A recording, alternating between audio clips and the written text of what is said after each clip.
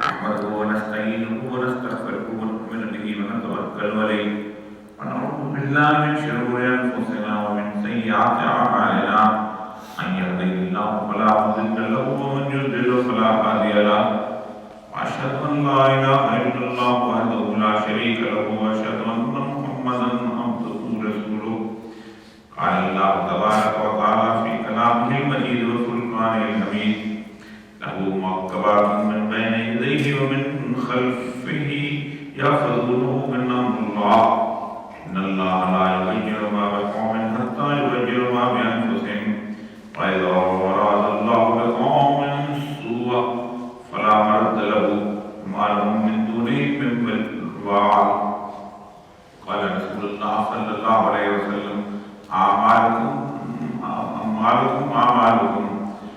رب اشرح لي صدري ويسر لي امري واحلل عقدة من لساني يفقهوا قولي صدق الله العظيم.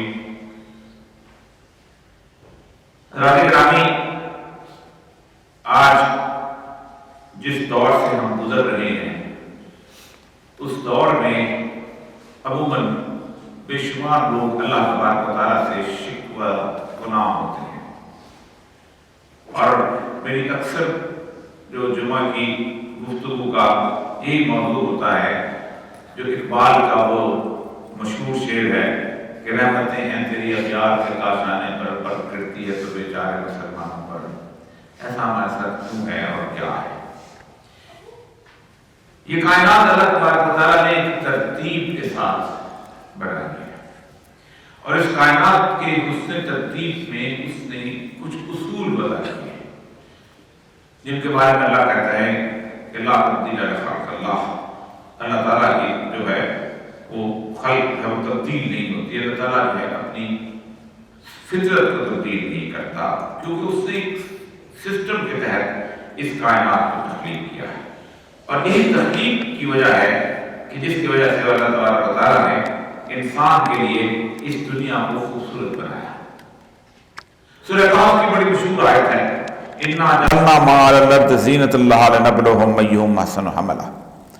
ہم نے اس دنیا کو خوبصورت بنایا ہے، شاندار بنایا ہے، زیب و زینت والا بنایا ہے، تاکہ ہم دیکھیں کہ اس دنیا کی زینت کے اندر کون گم ہو جاتا ہے اور کون اچھے عمل کرتا ہے۔ دنیا جو ہے ایک بدترین جگہ ہوتی، لوگوں کے سامنے کوئی اس کی ایسی حیثیت نہ ہوتی، لوگ اس میں روز تنگ ہوتے تو ظاہر بات ہے لوگ کہتے کہ چلو یار ہو سکتا ہے اگلا جہان بہتر ہوگا تو یہاں سے جلدی جلدی نکلو اور جو اگلے جہان کے وعدے ہیں ان کو پورا کرو۔ لیکن اللہ نے دنیا کو خوبصورت بنا دیا، اللہ نے دنیا کو شاندار بنا دیا، اللہ نے دنیا کی جو کہتے ہیں زنجیریں ہمارے پاؤں میں جو چکر دیں کہ ہم میں سے نکلنا نہیں چاہتے۔ اسی لیے رسول اکرم صلی اللہ علیہ وسلم نے مومن کی ایک پہچان بچائی اور کافر کی بھی پہچان بتائی ہے۔ آپ نے فرمایا الدنیا تو سجن المومن و جنت الکافر، مومن دنیا کے لیے ایک قید خانہ ہے اور کافر کے لیے جنت۔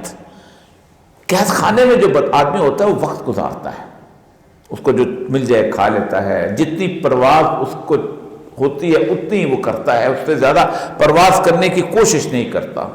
اس کو پتہ ہوتا ہے کہ ایک دن اس کی رہائی کا پروانہ آنا ہے اور اس نے چلے جانا ہے، اور یہ رہائی کا پروانہ ایسا ہے جس کے بارے میں مجھے آپ کو اور سب کو معلوم ہے کہ ایک نہ ایک دن سب کا آ جانا۔ کوئی ایسا نہیں ہے کہ جس نے اس جیل کے اندر رہنے کے لیے مستقل قسم کا بندوبست کر رکھا۔ اس لیے اللہ تبارک و تعالیٰ نے آج میں اس پوری کائنات کے حسن ترتیب کے بارے میں اللہ تبارک و تعالیٰ نے جو 3 بنیادی اصول مرتب کیے ہیں کہ اس دنیا کے اندر ہم انسانوں کے ساتھ برتاؤ کیسے کرتے ہیں، ان تینوں کو اللہ تبارک و تعالیٰ نے ایک ہی سورہ رات کی صورت میں بیان کر دیا۔ ہم اس صورت کا درمیانی حصہ پڑھتے ہیں، اس آیت کا، ایک ہی آیت کا، لیکن ہم اس کے پہلے حصے کو اور اس کے بعد کے حصے کو نہیں پڑھتے۔ اس کی ایک وجہ ہے، ہمارے ہاں بڑی سائنٹیفک قسم کا ذہن ہے اور ہم بنیادی طور پر سمجھتے ہیں کہ اس کائنات کے اندر ہم یہی بتائیں لوگوں کو کہ اس کائنات کے اندر جو کچھ کرو گے وہی ملے گا۔ اللہ تبارک و تعالیٰ کی کوئی ایسی چیز ہستی کوئی نہیں ہے، تم بات کرو گے تو اس کا جواب ملے گا، تم کام کرو گے تو اس کی محنت کا پھل۔ حالانکہ دنیا میں بے شمار لوگ ہیں جو کام کر رہے تھے، اس کو محنت کا پھل نہیں ملتا۔ میں ذاتی مثال اگر دوں تو میں کبھی بھی ایک کامیاب قسم کا اسٹوڈنٹ نہیں تھا اپنی کلاس کے اندر، قطعاً وہ جو ٹاپ کرتے ہیں، سیکنڈ آتے ہیں، تھرڈ آتے ہیں، فورتھ آتے ہیں، کپ لے کے جاتے ہیں، والدین جن کو بہت ماتھا چومتے ہیں، میں اس طرح کا نہیں تھا، ایک آوارہ گرد سا آدمی تھا۔ لیکن اللہ تبارک تعالیٰ نے مجھے باقی اپنے تمام کلاس والوں سے زیادہ نعمتیں دی، کام سے زیادہ نعمتیں دی، محنت سے زیادہ نعمتیں دی۔ بعض ایسے تھے کہ جو میری عمر کے لوگ تھے، وہ پتھر لے کر پھاوڑا لے کے سارا دن بیٹھے رہتے ہیں اور اس کے اندر سے اپنا رزق تلاش کرتے ہیں، کوئی چاک پہ بیٹھا ہوتا ہے۔ تو اللہ تبارک تعالیٰ نے ان کو سخت ترین محنت کے بعد رزق عطا کیا اور مجھے آسان رزق عطا کیا۔ اس لیے اللہ تبارک و تعالیٰ کا یہ جو ہم نے دنیاوی اصول بنا دیا ہوا ہے کہ ایک شخص کو اس کی محنت کے مطابق پھل ملتا ہے، اور قرآن کی اس آیت کا انتہائی غلط ترجمہ کیا جاتا ہے کہ لیس للانسان الا ما سعی، انسان کو وہی ملے گا جو اس کی سعی کرے گا، اس کی کوشش کرے گا۔ بارہا سمجھایا ہے کہ اللہ تبارک و تعالیٰ لکھا اس کائنات کا پیکج ڈیل ہے، آخرت اس میں شامل ہے۔ جو لوگ آخرت کو نکال کے اسلام کو سمجھنے کی کوشش کرتے ہیں وہ بنیادی طور پر بھٹک جاتے ہیں۔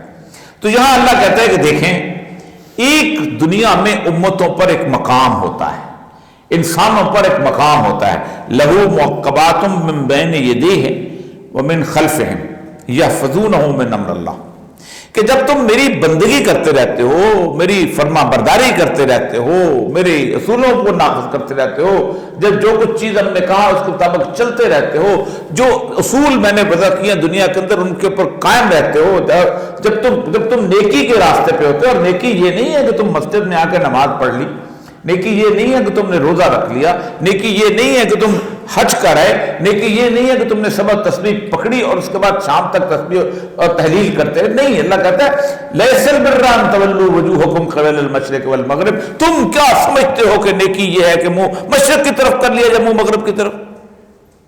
تمسخر طنز بات کی۔ جو لوگ عربی سمجھتے ہیں وہ بالکل جانتے ہیں کہ تم کیا سمجھتے ہو کہ نیکی یہ ہے کہ منہ مشرق کی طرف کر لیا، وَلَٰكِنَّ الْبِرَّ، نیکی کیا ہے؟ من آمن باللہ، اللہ پہ ایمان لے کے آؤ، والیوم الآخر، پھر ملائکہ پہ، پھر فرشتوں، پھر اس کے بعد رسولوں پہ ایمان لے کے آؤ۔ جب تم ایمان لے آؤ تو پھر اللہ نیکی کی ڈیفینیشن کرتے ہیں، وَآتَ الْمَالَ عَلَىٰ حُبِّهِ ذَوِي الْقُرْبَىٰ وَالْيَتَامَىٰ وَالْمَسَاكِينَ وَابْنِ السَّبِيلِ وَالسَّائِلِينَ وَفِي الرِّقَابِ، پھر اس مال سے جس سے تم محبت کرتے ہو۔ محبت کرنے والا مال نہیں ہے کہ میں نے 3 لاکھ روپے تنخواہ آئی اور 10,000 روپیہ غریبوں کے لیے نکال دیا، یہ محبت والا مال نہیں ہے۔ میں 2.5% زکوٰۃ نکال دی، یہ محبت والا مال نہیں۔ زکوٰۃ تو خیر ویسے ہی میل ہے، اس کے بغیر تو مال پاک ہی نہیں ہوتا۔ یہ ایسے ہے رات کا، جس نے کبھی آپ لوگوں نے گنے کی رو نکالتے ہوئے اس سے گڑ بناتے ہوئے دیکھا ہوگا، تو گڑ بناتے ہوئے اس کی میل جو ہے وہ اتارتے جاتے ہیں، آخر میں صاف گڑ نکالتے ہیں۔ وہ میل اگر اس کے اندر شامل رہے تو گڑ کڑوا ہو جاتا ہے۔ ایگزیکٹلی اس کائنات کے اندر نیکی کا گڑ بھی کڑوا ہو جاتا ہے اگر زکوٰۃ اس کے اندر شامل ہو گئی۔ زکوٰۃ تو نکال دے، اللہ حبی، جس کو تم محبت کرتے ہو مال سے۔ مثلا محبت کیا ہے کہ میں نے 2020 کی کرولا ہے میرے پاس، اور میں نے پیسے جمع کیے ہوئے کہ 2022 کی کرولا لینی ہے یا 23 کی کرولا لینی ہے۔ وہ جو بیچ کا پیسہ ہے نا جی، جب میں اس کو خرچ کروں گا کس پہ؟ ذوی القربہ، قرابت داروں پہ۔ اسلام کے اندر قربہ کا لفظ استعمال کیا اللہ نے۔ 3 سٹیجز ہیں انسانی معاشرے کے اندر عربی میں۔ ایک پہلی ہے اہل البیت، آپ کی بیوی، آپ کے بچے، یہ اہل البیت ہے۔ آپ کا باپ، آپ کی ماں، یہ بھی ساتھ اگر رکھنا چاہیں تو، بعض لوگ وہ بھی نہیں رکھنا چاہتے۔ پھر اس کے بعد آتا ہے اسرہ، خاندان، چچا کا بیٹا، ماموں کا بیٹا، دوسرا کزن، یہ جو اسرہ خاندان کے لوگ۔ پھر آتا ہے قربہ، extended family, second cousin, third cousin, برادری کے لوگ، کہا ان پہ خرچ کرو۔ شوکت خانم یا عیدی کو دے کے تو اپنی تصویریں مت کھنچواؤ، ان پہ خرچ کرو جو تمہارے قرابت دار ہیں۔ جب خرچ کر لو ان پہ تو سیکنڈ نمبر پہ اللہ کہتا ہے، پھر کہتا ہے والیتامہ، پھر یتیموں پہ خرچ کرو، والمساکین، اور مسکین کی میں نے بہت دفعہ ڈیفینیشن دیا ہے کہ مسکین وہ ہے جو ایسا سفید پوش، ایسا عزت دار آدمی کہ جو واحد ضرورت کے اندر ہو لیکن دستے سوال دراز نہ کر سکے، جس کی ضرورت کا تم کو پتہ ہونا چاہیے۔ حضرت سیدنا عمر رضی اللہ تعالیٰ عنہ سے ان کے ایک دوست نے ایک دن کچھ پیسے مانگ لیے، سیدنا عمر چیخے مار کے روڑے، داڑھی تار ہو گئی، عمر تمہیں اس کے حالات کا پتہ نہیں چلا تھا؟ آپ کے پڑوس میں ایک آدمی ہے، اس کا بیٹا پڑھ رہا ہے، آپ کو پتہ ہے اس کی 30-35 ہزار تنخواہ ہے، اس نے میٹرک کر لیا ہے، آپ کو پتہ ہے اس نے میٹرک کر لیا ہے تو کالج میں داخلہ تو دینا ہوگا نا، کیا کرے گا وہ؟ قرض مانگے گا، ادھر ادھر سے دیکھے گا نہیں، پھر کیا کرے گا؟ تو تمہارے پاس پیسے ہیں اگر، تو اللہ کہتا ہے جس مال سے تم محبت کرتے ہو خرچ کرو اس کو، پھر ذوی القربیٰ قرابت داروں پہ، پھر یتیموں پہ۔ یتیم پہ کیوں؟ کہ بنیادی طور پر خاندانی نظام کا سب سے پہلا شکار یتیم ہوتا ہے، اسی لیے فرمایا جس نے کفالت یتیم کی روز حشر قیامت میں بھی اور جنت میں میرے ساتھ یوں ہوگا جیسے 2 انگلیاں شہادت کے، آپ نے یوں انگلی بلند کر کے کہا۔ جس نے ایک یتیم کے سر کے اوپر محبت سے اور پیار سے ہاتھ پھیرا، آپ سوچ سکتے ہیں اللہ کے رسول کیا کہتے ہیں؟ سارے گناہ اس بالوں جتنے سے معاف ہو گئے۔ اور میں ایک کمال کی بات آپ سید الانبیاء صلی اللہ علیہ وسلم کی فرماتا ہوں۔ آپ صلی اللہ علیہ وسلم فرمایا کہ ایک دفعہ، بڑی خوبصورت حدیث ہے، ایک شخص کا بچہ گم ہو گیا اور پریشان ہوتا ہوا مسجد نبوی میں بھاگتا ہوا آ گیا۔ اس نے کہا یا رسول اللہ میرا بچہ گم ہو گیا، میں کیا کروں؟ اس محفل میں ایک آدمی بیٹھا ہوا تھا، تو اس نے کہا میں نے تمہارے بچے کو فلاں شخص کے باغ میں بچوں کے ساتھ کھیلتے ہوئے دیکھا ہے۔ آپ نے، وہ جانے لگا، اس کو روک لیا۔ اس نے کہا تم فرط جذبات میں جا رہے ہو، تم اپنے بیٹے کو بیٹا کہہ کے نہ پکارنا، کہیں اس محفل میں کوئی یتیم نہ ہو کہ اسے یاد آ جائے کہ اس کا بھی باپ ہوتا تو اسے نام لے کے پکارنا۔ اس حد تک احتیاط۔ تو اللہ کہتا ہے جب تم یہ کام کرتے ہو، یہ کر لو، تو پھر اللہ کہتا ہے وہ اقامت سے، اب نماز پڑھو، اب آؤ، اب بتاؤ صبح سے لے کے شام تک کیا کیا۔ جس بندے کی 2 بجے حاضری ہونی ہو کسی بینک میں یا کسی باس کے سامنے، تو باس پوچھتا ہے یار 2 بجے تک کیا کر کے آئے؟ پھر شام کی نماز پڑھو، پھر بیچ میں کیا کیا، پھر آگے کیا کیا، پھر اس کے بعد پھر رات کو پوری تم نے کیا کیا، کیسے گزارا، کس کے بارے میں سوچتے رہے؟ اللہ کا زندگی گزاری کہ یا تم نے فلمیں دیکھتے رہے یا اپنی ذات کی؟ ایک حدیث ہے جو میں سمجھتا ہوں صرف آج کے دور کے بارے میں ہے۔ آپ صلی اللہ علیہ وسلم فرمایا کہ کچھ قیامت کے دن لوگ ایسے ہوں گے کہ جن کی نیکیاں ایسے ہوں گی جیسے تہامہ کے پہاڑ ہوں گے، بڑے بڑے پہاڑ، لیکن اللہ انہیں ریزہ ریزہ کر کے اڑا دے گا۔ کیوں؟ کہا جب وہ اکیلے ہوں گے تو اللہ کی نافرمانی کریں گے۔ اللہ کہتا ہے مجھے بڑی غیرت آتی ہے اس وقت، آج کے دور میں، اس لیے کہ تنہائی میں صرف ایک ہی گناہ ہوتا ہے جو آپ موبائل فونوں پہ کرتے، ورنہ تنہائی میں اور تو کوئی گناہ نہیں۔ اور آپ نے فرمایا تمہارے پاس ایسے لوگ آئیں گے کہ نیکیاں جن کی تہامہ کے پہاڑوں جتنی ہوں گی۔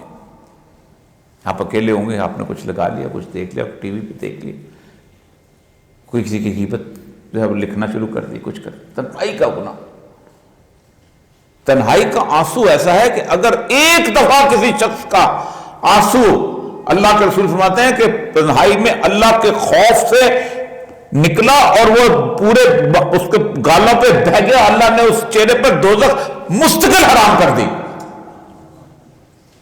تنہائی کا گناہ بھی ایسے ہی، اور تنہائی کی، کیونکہ اللہ تعالیٰ کہتے ہیں کہ فرماتے ہیں کہ اے بندے جب تم دنیا سے چھپتے ہو، اس کی وجہ سے گناہ نہیں کرتے ہو، تو جب تم میری تنہا ہوتے ہو گناہ کرتے ہو تو مجھے پتا کہ صرف میں رہ گیا تھا جس کی تمہیں شرم نہیں آئی تھی۔ تو یہ جب آپ کرتے ہیں سارا کام، پھر کہا زکات وقام الصلاۃ وآتوا الزکاۃ، پھر زکات دو، یعنی 7ویں نمبر پہ نماز اور زکات آتی ہے۔ کیوں آتی ہے؟ کیونکہ ڈیوٹیاں کر کے پھر آؤ۔ اس طرح کے مطلب جب آپ اللہ کے قانون کو نافذ کر لیتے ہیں، جب آپ اللہ نے کہا ہے کہ وَلَكُمْ فِي الْقِصَاصِ حَيَاةٌ يَا أُولِي الْأَلْبَابِ، ہم نے قصاص میں تمہارے لیے زندگی رکھی ہے. مَن لَمْ يَحْكُم بِمَا أَنزَلَ اللَّهُ فَأُولَٰئِكَ هُمُ الْكَافِرُونَ، جو لوگ ہم نے نازل کیا جو لوگ اس کے مطابق فیصلہ نہیں کرتے وہ کافر ہیں. جب یہ کام کر لیتے ہو تو اللہ کہتا ہے لَهُ مُعَقَّبَاتٌ مِّن بَيْنِ يَدَيْهِ وَمِن خَلْفِهِ يَحْفَظُونَهُ مِنْ أَمْرِ اللَّهِ، ہم تمہارے آگے اور تمہارے پیچھے فرشتے مقرر کر دیتے ہیں جو اللہ کے حکم سے تمہاری حفاظت کرتے رہتے ہیں. دو طرح کے فرشتے ہیں، ایک حفاظت کرنے والے فرشتے ہیں اور ایک وہ ہیں کہ جو تمہارے اعمال لکھنے والے. حفاظت والے فرشتے جو ہیں وہ رہتے ہیں جب تک آپ اللہ تبارک و تعالیٰ کے احکامات کے مطابق اپنی زندگیاں گزارتے رہتے ہو.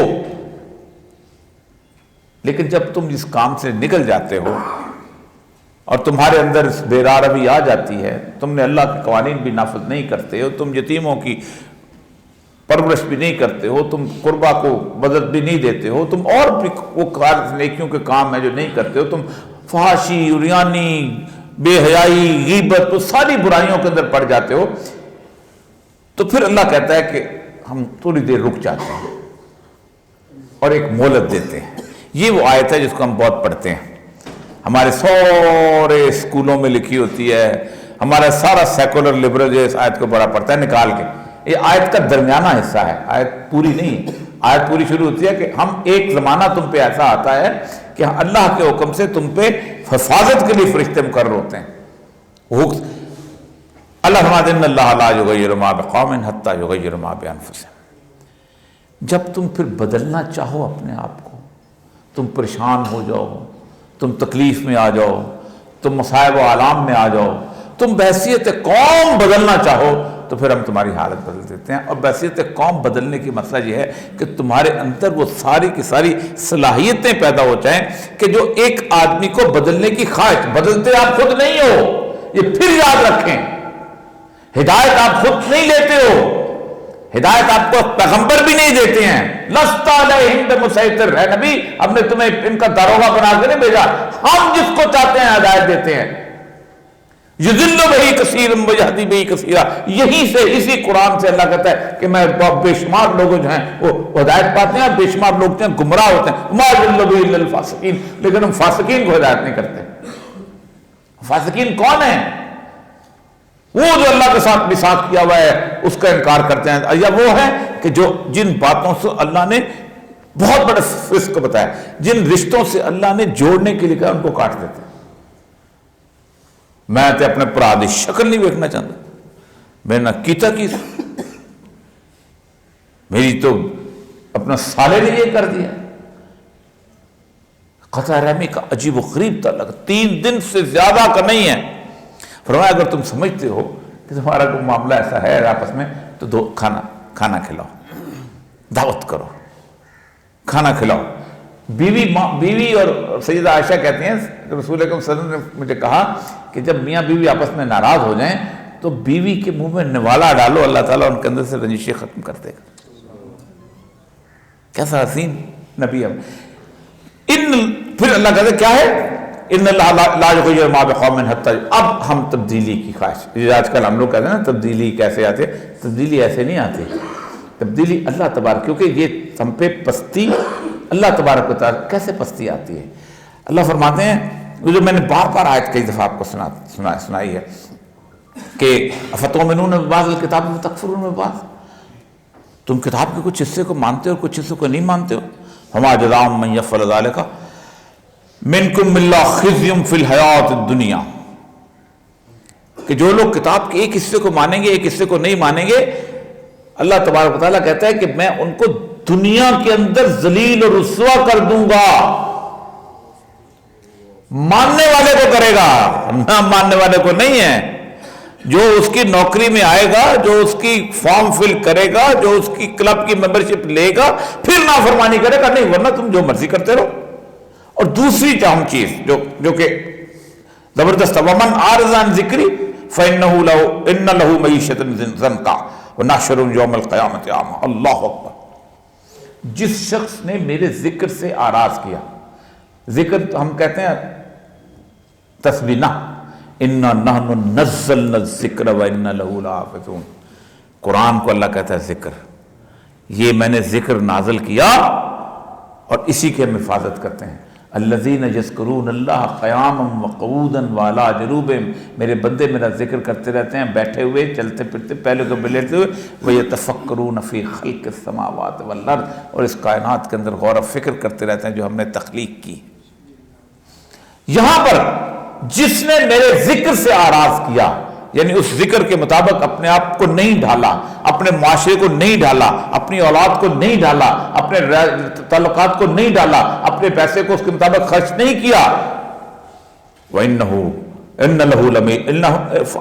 لَهُ مَعِيشَةً ضَنْكَ، اور میں اس کے اوپر معیشت زنکا کہتے ہیں میں گزران مشکل کر دوں گا۔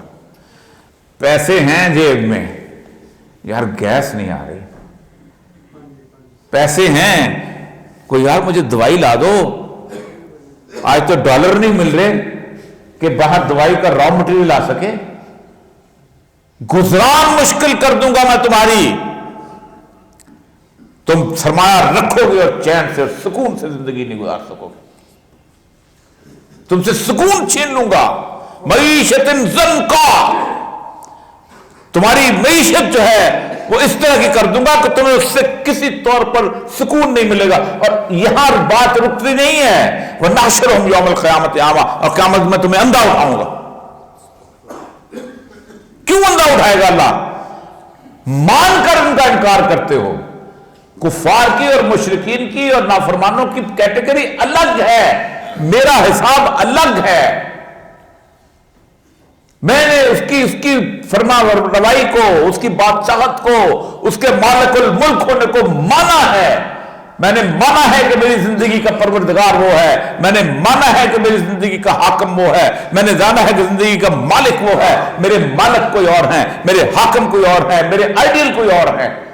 وہ کہتا ہے لقد کان لکم فی رسول اللہ اسوۃ حسنہ، تمہارے لیے بہترین چلنے کا راستہ جو ہے رسول اللہ صلی اللہ علیہ وسلم کی سنت ہے، ان کا اسوہ ہے۔ میرا ٹیچر کا آئیڈیل کوئی اور ہے، میرا سیاستدان کا آئیڈیل کوئی اور ہے، میرا تاجر کا آئیڈیل ہے کوئی اور ہے۔ کوئی کہتا ہے میں بل گیٹس بننا چاہتا ہوں، سید الانبیاء کی تجارت سے اس کا کچھ سروکار نہیں۔ وہ کہتا ہے میں فلاں طرح کا ہیملٹن بننا چاہتا ہوں یا آرلنڈ بننا چاہتا ہوں، جیسا وہ ٹیچر تھا میں ویسا ٹیچر بننا چاہتا ہوں، میں فلاں قبرستان سے وہ لیتا ہوں، کیا میں اس کو اپنا آئیڈیل سمجھتا ہوں، اس سے اپنی زندگی کی سیاست کو آگے چلاتا ہوں۔ جبکہ سید الانبیاء کے وجود، جس امت کے اندر سید الانبیاء جیسی لیڈرشپ موجود ہو، اس کا تو لیڈرشپ سے دامن خالی ہے ہی نہیں۔ تو یہ جب آپ کرتے ہیں تو اللہ کہتے ہیں یوم القیامت قال رب لم حشرتنی اعمیٰ وقد كنت بصیرا، وہ اللہ سے کہے گا اللہ تو میں نے اندھا اٹھایا تھا حالانکہ میں تو دنیا میں دیکھتا تھا۔ آپ خود سوچیں جس کی قیامت کے اندر اندھا اٹھانے کی صورتحال ہوگی کیا ہوگا۔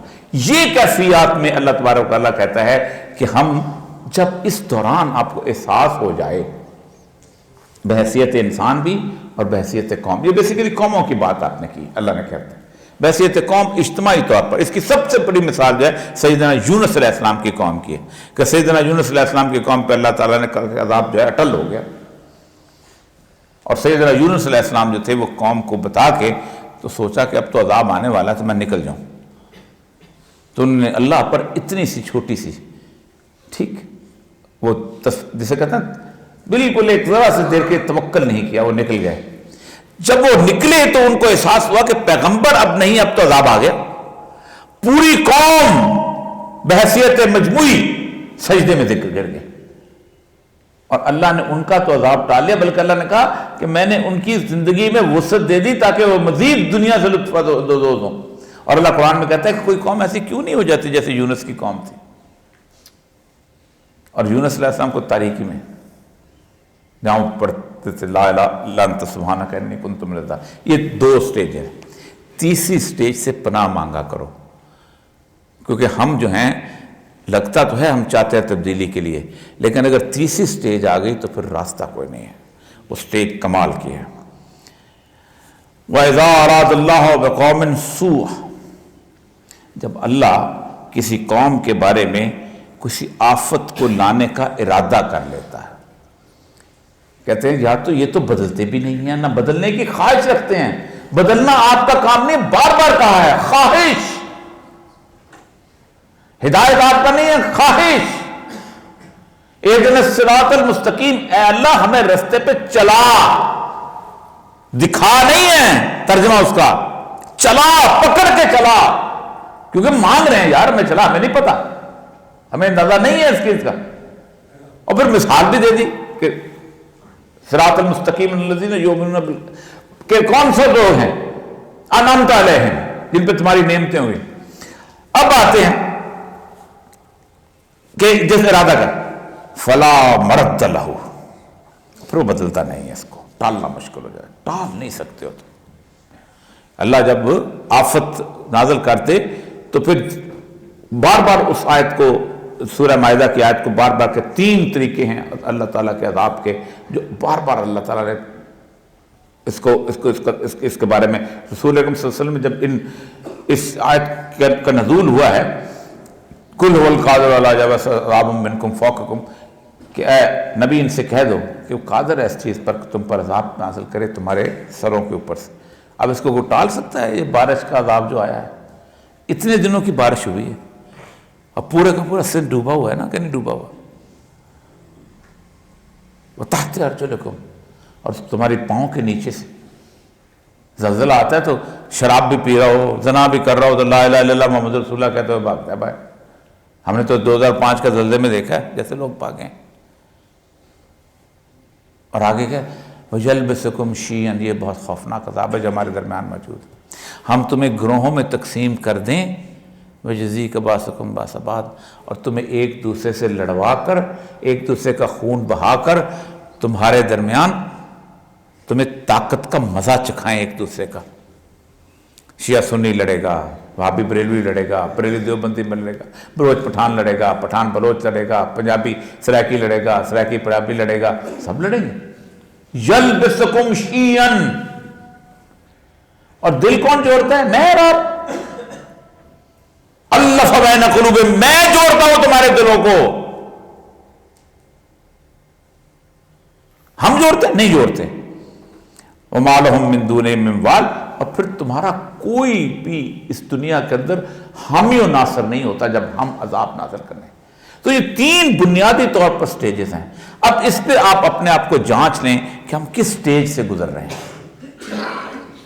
کیا ہماری دنیا میں ہماری فرشتے ہماری حفاظت کر رہے ہیں؟ ہرگز نہیں.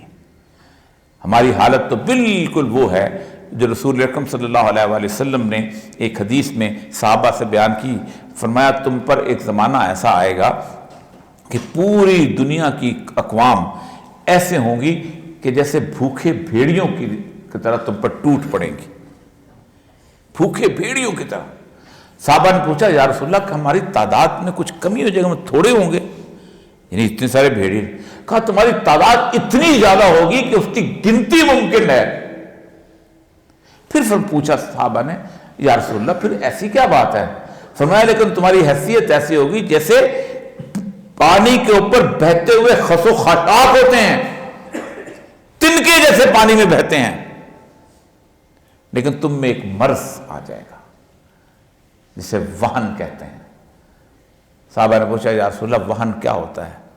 ہاں زندگی سے پیار اور موت کا خوف. کیا میں نے سورہ کہف کی آیت کی آپ کے سامنے رکھی تھی کہ ہم نے اس دنیا کو خوبصورت بنایا ہے، زنجیریں ڈالی ہوئی. الذی خلق الموت والحیات لیبلوکم ایکم احسن عملا. ہم نے تمہاری زندگی کو بیچ میں سے کاٹ دیا ہے یوں کر کے. ہزاروں لاکھوں سال پہلے بھی تھی، ہزاروں لاکھوں سال بعد میں بھی ہوگی، بیچ میں سے کاٹ دیا ہے تاکہ دیکھیں تم میں سے اچھے عمل کون کرتا ہے، احسن عملا. یہ دنیا کی بارے میں رسول اکرم سے زیادہ میں نے کسی فلسفی کو دنیا کی تعریف اس سے خوبصورت کرتے ہوئے دیکھی، اور کون کر سکتا ہے میرے نبی صلی اللہ علیہ وسلم. میں آپ سے پوچھا اس دنیا کیا ہے؟ فرمایا عابر السبیل. دنیا جو ہے ایک ٹرانزٹ لاؤنج ہے، ایک پڑاؤ ہے. ٹرانزٹ لاؤنج کیا ہوتی ہے؟ الذی خلق الموت والحیات لیبلوکم ایکم احسن عملا. ہم نے تمہیں موت اور حیات کو تخلیق کیا. بندہ پتہ نہیں کہاں سے آیا ہے، وہ اپنی زندگی گزار کے یہاں پہنچا ہے، یہاں سے چلا ہے دبئی کے ایئرپورٹ پہ بیٹھا ہوا ہے. اس کے بعد اس کی ہیتھرو کی فلائٹ ہے. فلائٹ کتنے بجے ہے؟ میری 1 بجے ہے، میرے بیٹے کی 4 بجے ہے، میرے باپ کی 9 بجے تھی وہ چلا گیا ہے، سب نے ایک جگہ جا کے جمع ہونا ہے۔ یہ ہے اصل میں کہ تم میں زندگی سے پیار۔ اسی لیے فرمایا 2 چیزیں بڑھاپے میں بہت بڑھ جاتی ہیں، حرص المال، حرص العمر، مال کی محبت اور عمر کی محبت۔ ابھی تھوڑا سا اور جمع کر لوں، یہ بھی 2-3 مہینے اور ذرا ٹرنیور ہمارا اسمبلی کا آگے بڑھ جائے، شاید کوئی ٹائم مل جائے، میں شاید کچھ تھوڑی سی اور ٹھیکے شیکے ہو جائیں، میری کوئی ابھی میں نے کام کیا ہوا ہے، تھوڑے سے مال آنے والا ہے، وہ شپ آ جائے، اس شپ سے میں ایک فیکٹری لگانا چاہتا ہوں۔ یہ ہے حرص دنیا، تمہیں دنیا کی محبت اور آخرت کا خوف۔ یہ 2 چیزیں ایسی ہیں کہ جو ہمارے اوپر آج اس وقت سوار ہیں۔ اس لیے اپنے آپ کو ابھی اس تینوں کیٹیگریز میں دیکھیں۔ پہلی کیٹیگری تو یقیناً ہماری نہیں ہے۔ پہلی کیٹیگری جن کی ہوتی ہے، اللہ تعالیٰ ان کے لیے تنزل الملائکہ، فرشتے بھیجتا ہے، کم من فئۃ قلیلۃ غلبت فئۃ کثیرہ، ہم تم چھوٹے سے بھی ہوگے تو تمہیں بڑے گروہوں کے اوپر تم کو غلبہ حاصل دوں گا۔ افغانستان والوں نے 20 سال ہماری طرح کی صورتحال سے گزاری ہے، ہمارے 70 سے 80 ہزار بندے جو ہیں وہ اس دنیا سے گئے ہیں، ان کے 25 سے 30 ہزار لوگ شہید ہوئے ہیں۔ ہماری کرنسی کی صورتحال دیکھ لیں، ان کی کرنسی کی صورتحال دیکھ لیں، ان کے امن اور سکون دیکھ لیں۔ ہمارے دھماکے تو ہر جگہ ہوتے ہیں، لیکن ایک توکل کی بنیاد ومن یتوکل اللہ فحسبہ، اللہ کافی ہو جاتا ہے جنہیں توکل، وہ نظر آتا ہے۔ تو ہم وہ تو نہیں ہیں۔ کیا ہم اس وقت اللہ سے چاہ رہے ہیں کہ ہمیں بدل دیں؟ کیا ہم اللہ سے خواہش کرتے ہیں؟ ہماری تو خواہش کبھی نہیں ہوتی۔ آپ کسی بھی بندے سے، جوان آدمی سے مل لیں، میری عمر کے بوڑھے سے نہیں ملے، جوان آدمی سے ملے، بس اب تھوڑا سا کچھ کر لیں، دنیا دیکھ لیں، پھر نماز بھی پڑھ لیں گے، پھر روزہ بھی رکھ لیں گے، پھر حج بھی کر لیں گے۔ یا میں پہلے کچھ تھوڑا سا اپنے بچوں کے لیے بنا لوں، ان کے لیے جمع پونجی بنا لوں، پھر خیرات بھی کر لوں گا۔ ہمارے ایک ایس پی صاحب ہوتے تھے، ان کے پاس ایک صاحب گئے، بڑی میں تکلیف سے بات بیان کر رہا ہوں، تو ان سے کہا کہ نماز پڑھا کریں، روزہ رکھا کریں، حج کیا کریں، تو پیسے بھی آپ کے پاس ہیں، بہت بڑا نام ہے، میں نام اس لیے لینے سے غیبت ہوتی ہے، تو کہتے ہیں بس ریٹائرمنٹ کے بعد یہی کام کرنا ہے، فارغ ہو جائے گا۔ جس دن انہوں نے 4 چھوڑا ہے، شام کو ان کو ہارٹ اٹیک وفات ہو۔